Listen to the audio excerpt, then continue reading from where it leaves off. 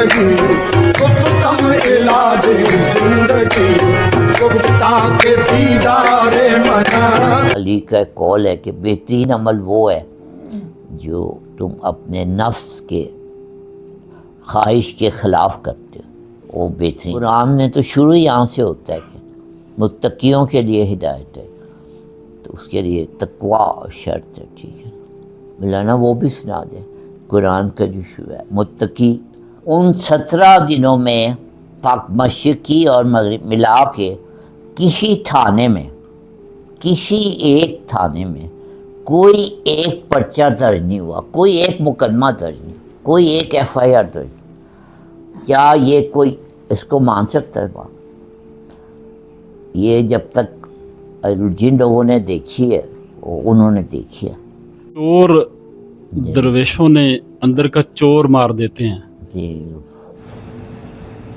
جب مر جاتا ہے تو پھر یہ کیا بندہ بالکل پارسا ہو جاتا ہے کہ یہ چور پھر بھی لڑتا رہے؟ یہ بڑا بولڈ کویشچن ہے مولانا شیطوی. ایک صحابہ کرام میں سے ایک نے سرکار دو عالم صدم سے کر لیا کہ یہ جو ہے نفس یا یہ ابلیس اور یہ ہر ایک کے ساتھ ہوتا ہے، تو آپ اپنا بے متعلق بتائیے. تو آپ نے فرمایا کہ یہ میرے ساتھ بھی ہے لیکن میں نے اس کو مسلمان کر لیا. ٹھیک ہے تو درویش جو ہوتا ہے وہ اس کے ساتھ ہوتا ہے لیکن وہ اس کو مسلمان کر لیتا ہے. تو درویش جو ہے نا اس کو کہ اس کا نفس جو ہوتا ہے وہ اس کی سواری ہوتا ہے.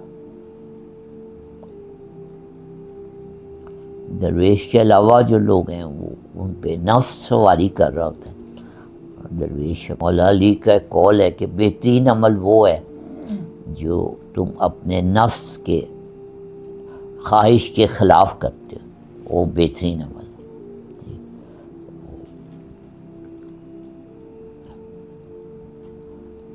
جہاد اکبر بھی، جہاد کی بات بھی آئی تھی تو نفس کے خلاف جہاد کو جہاد اکبر کہا گیا.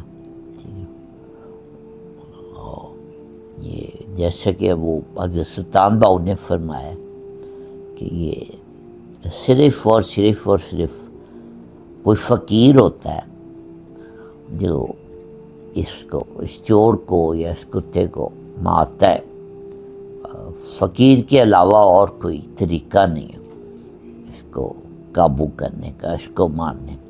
ٹھیک ہے نا، یہ علم سے جیسے کہ ان کا کتابیں پڑھنے سے یا حافظ ہونے سے یہ تزکیہ نہیں ہوتا.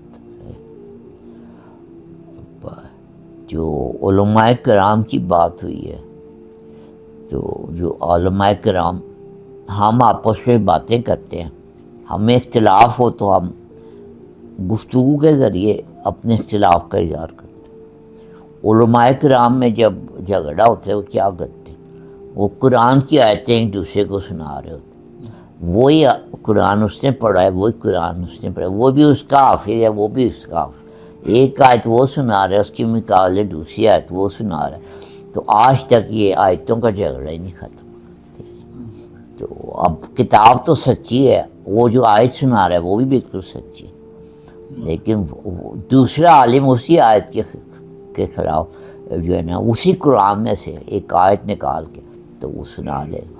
تو اس کا تو پھر خالی یہ مطلب یہ ایک کہنا پڑتا ہے مجبوراً کہ خالی آیتیں پڑھنا جو ہے نا یہ کافی نہیں.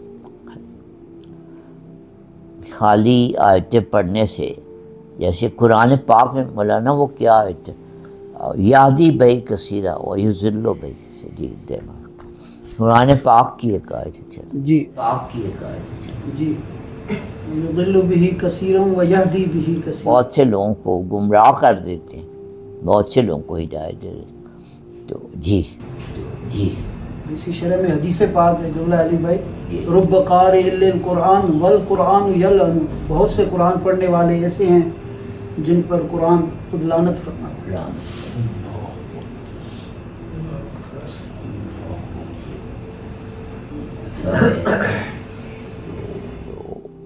قرآن جو ہے اس کے لیے متقیوں کے لیے ہدایت ہے، اور تقوی وہی ہے چور کو مارنا یا کتے کو مارنا، اسی کو تقوی کہتے ہیں۔ تو قرآن نے تو شروع یہاں سے ہوتا ہے کہ متقیوں کے لیے ہدایت ہے، تو اس کے لیے تقوی شرط ہے۔ ٹھیک ہے، مولانا وہ بھی سنا دیں قرآن کا جو شروع ہے متقی۔ ذالک الکتاب لا ریب فیہ ھدی للمتقین اور متقین کی آگے ڈیفینیشن، الذین یؤمنون بالغیب ویقیمون الصلاۃ ومما رزقناہم ینفقون۔ یہ متقین کی جو ہے نا وہ نشانیاں بھی بتا دیں۔ ٹھیک ہے، تو متقی کے لیے ہدایت ہے یہ، غیر متقی پڑھے گا تو پھر اس کو تو اللہ خود کہہ رہا ہے، وہ اس کو خود ہی گمراہ کر دے گا۔ ٹھیک ہے نا، بعض لوگ جنہوں نے قرآن پڑھا بھی نہیں ہوا، تو ناظرہ بھی نہیں پڑھا ہوا، وہ بھی متقی ہو سکتے ہیں۔ بلکہ وہی تو صحیح متقی ہوتے، سارا رولا تو انہوں نے ڈالا ہے جنہوں نے پڑھا ہوا، تو جنہوں نے قرآن ہی نہیں پڑھا انہوں نے جھگڑا کیا۔ یہ مزدور ہے دیہڑی والا، اس بیچارے نے کیا پڑھا کرنے، اسے آپ پوچھیں جی کون سا فرقہ صحیح ہے، وہ کہے گا جی جو مجھے دیہڑی دے دے وہی صحیح ہے نا، تو عقل پاک ہے۔ اس بات سے ایک بات یاد آ گئی، ہمارے ادھر دالگرہ چوک میں نا ایک بڑی مشہور اہل حدیث کی مسجد ہے، جی تو بڑے مشہور مولوی صاحب ہیں، ان کا نام، انہوں نے ابھی 2-3 مہینے پہلے جمعے کی نماز میں بیان کرتے ہوئے ایک ایسی بات بول دی کہ وہ مطلب وہ سمجھ نہیں آئی کہ اس کو مارا جائے یا اس کے پیچھے نماز نہ پڑھی جائے یا کیا کیا جائے۔ کہتے ہیں جو بندہ رفع دین نہیں کرتا اس کی نماز ایسے ہے جیسے نجائز باپ کی اولاد ہو۔ تو وہ والد صاحب کے نا ایک دوست ہیں، ہمارے کسٹمر بھی ہیں، وہ بڑے ان کو مانتے ہیں، تو وہ آ گئے، ابا جی نے ان کو کہا کہ ایسے ایسے روپڑی صاحب نے کہہ دیا۔ کہتے ہیں ہم ان کا یہ نا آپ کا بیٹا جھوٹ بول رہا ہے۔ تو میں نے پھر ان کو ثبوت دیا، تو وہ ان کی جماعت کے کافی بندے ہیں ہماری گلی میں، تو انہوں نے جب ان سے وہ تحقیق کی نا، اس کے بعد نہ انہوں نے مجھ سے رابطہ کیا نہ ابا جی سے رابطہ کیا، ورنہ ان کا ڈیلی نا ایک حدیث یا کوئی ان کا نا واٹس ایپ پہ ایک میسیج آتا تھا، تو اس کے بعد آج تک انہوں نے کوئی رابطہ نہیں کیا۔ ہم نے بھی واٹس ایپ پہ کہانی لکھی ہے، اور وہ موضوع وہ چھیڑ دیا ہے عثمان بیٹے نے، تو وہ کہانی جو ہے نا وہ کون پڑھتی تھی، اسد سے نہیں شیئر کی، وہ ایک چھوٹی سی کہانی ہے، وہ میں نے یہ جو حالات تھے، موجودہ حالات تھے، بہت سے سوال ہیں، اور پاکستان کے حالات، پاکستان کے ارد کے حالات، پوری امت کے حالات، وہ میں نے چند فکروں کی ایک کہانی میں وہ لکھ دی ہے، وہ ہم نے پھر اپنے چینل پہ لگا دی ہے، شاید کسی کی سمجھ میں آ جائے۔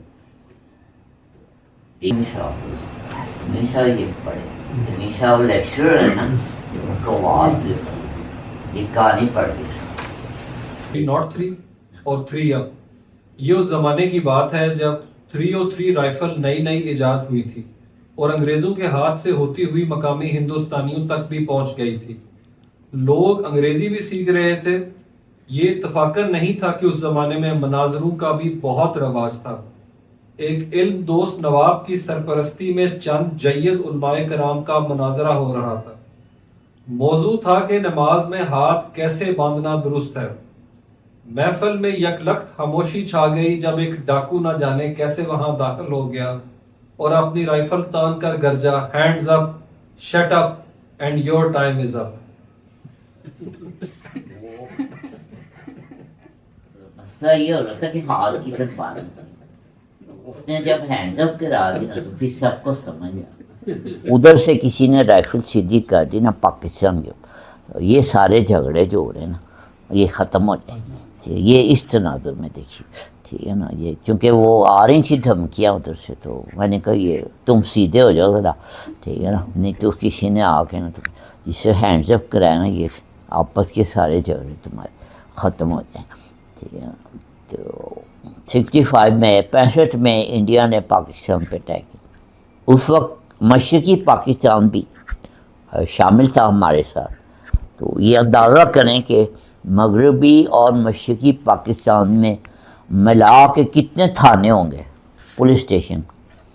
اور جی تو اس کا اندازاً کتنے ہوئے, ہزاروں سے تو بہت زیادہ ہوں گے. ہاں جی, کیوں یہ کتنے ایس ایچ او کتنے علاقے کا ہوتا ہے ایک, آپ کو نہیں پتا کہ وہ کسی سی ایس ایس کرنے کے بعد کسی نے آپ کو بتایا نہیں آ کے کہ ہمارے انڈر کتنے ایس ایچ او ہیں. ٹھیک ہے, بہرحال میرا خیال ہے لاکھ سے اوپر ہی ہوں گے, لاکھوں میں ہوں گے تھانے. مغربی پاکستان وہ مشرقی پاکستان. ٹھیک ہے, تو 17 دن وہ جنگ چلی تھی. تو ان 17 دنوں میں مشرقی اور مغرب ملا کے کسی تھانے میں, کسی ایک تھانے میں کوئی ایک پرچہ درج نہیں ہوا, کوئی ایک مقدمہ درج نہیں, کوئی ایک ایف آئی آر درج. کیا یہ کوئی اس کو مان سکتا ہے بات؟ یہ جب تک جن لوگوں نے دیکھی ہے انہوں نے دیکھی ہے. قابل یقین بات ہے نا جی, کسی تھانے میں کوئی مقدمہ ہی نہ درج ہوا, اتنے بڑے.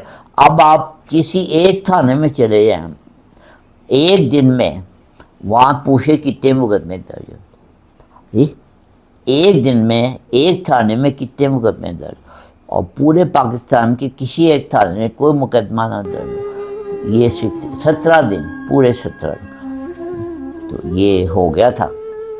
تو یہ ابھی بات یہ کہ ہمیں ہینڈز اپ کرانے والا کوئی آیا نہیں ہے. اس کے بعد میں پھر یہ سارے مسئلے جو ہے نا یہ خود ہی ٹھیک ہو جائیں. اور ٹھیک ہے, تو کوئی آخر کوئی مٹھائی آئی ہے آج؟ جی ایک اچھا نا, وہ آج اس کی مناسبت سے سب کو مٹھائی دیں.